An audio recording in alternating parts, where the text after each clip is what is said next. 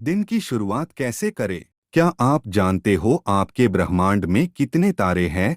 आपको जानकर यकीन नहीं होगा, लेकिन जितने तारे ब्रह्मांड में हैं ना, उतने रेत के कण पृथ्वी पर भी नहीं हैं।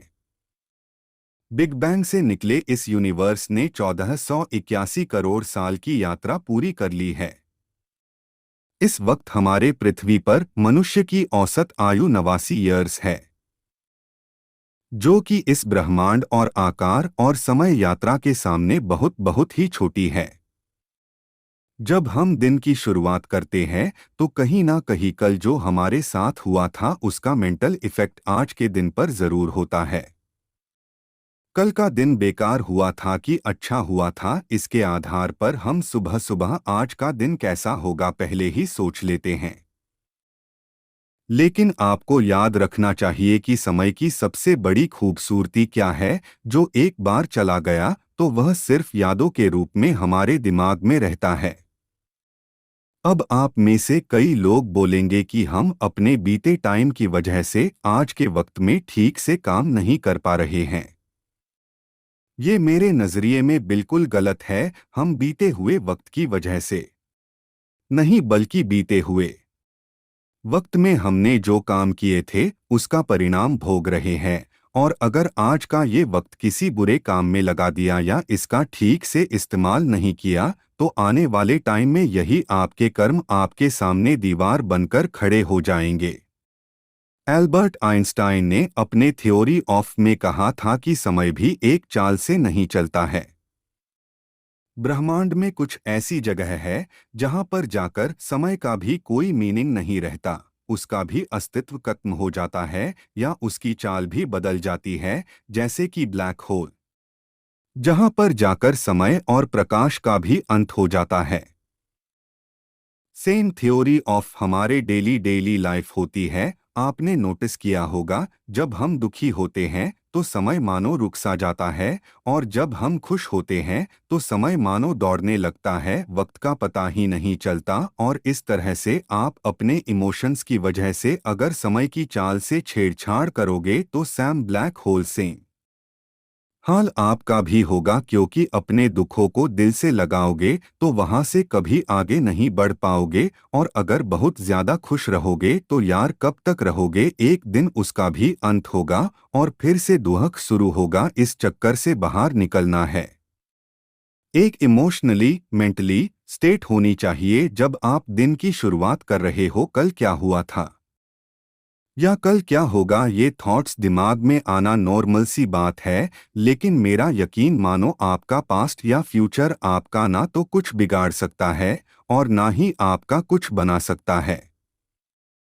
अगर आपकी जिंदगी की संपूर्ण ताकत किसी चीज में है ना, तो वो है आपका प्रेजेंट। वो प्रेजेंट जिसमें आप बैठकर अभी जो काम कर रहे हो, वो प्रेजेंट जिसमें आप हमेशा रहते हो, वो प्रेजेंट जिसमें आप आलस करते हो, रोते हो, गलत काम करते हो, वो प्रेजेंट जिसमें आप खुद में झांकने की बजाय इस बाहरी दुनिया की तरफ झांकते हो।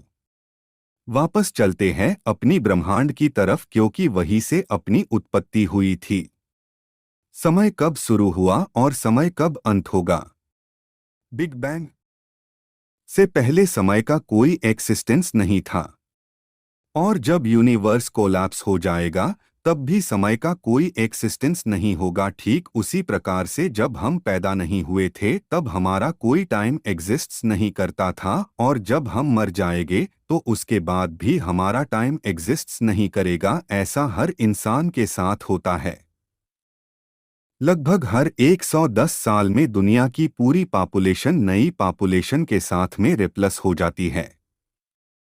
सबका टर्न आता है और चला जाता है, और जिसको कुछ करना होता है ना, वो हमेशा प्रेजेंट में रहकर ही कर कर चला जाता है, आज और इसी वक्त में ही करके चला जाता है। ये लाइफ इल्यूजन है या रियलिटी, इसका तो पता नहीं, लेकिन दोनों ही ऑप्शन में हमारे पास जीने का एक ही समय है, वर्तमान। इसी वर्तमान में ताजमहल बनाया गया था, लाल किला बनाया गया था, महाभारत का युद्ध लड़ा गया था।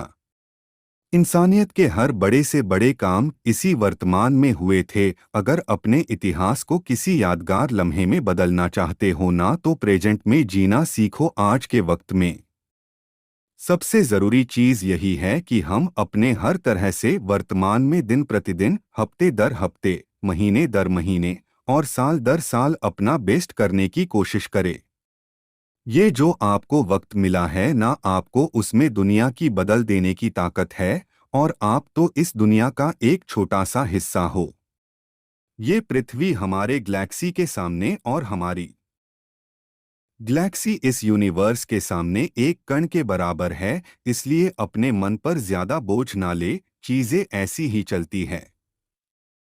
जब तक आप अपने आप को प्रेजेंट में फील नहीं करवाओगे, तब तक आप अपना फ्यूचर नहीं बना पाओगे। अगर कोई महान राजा जिस वक्त युद्ध लड़ रहा होता था और उस वक्त अगर वह उस युद्ध को छोड़कर ये सपना देखता कि यार मैं जीत जाऊंगा, तो हो सकता वो वहीं पर ही युद्ध में मारा जाए, क्योंकि उसका ध्यान उस समय के युद्ध में ना होकर फ्यूचर पे होगा।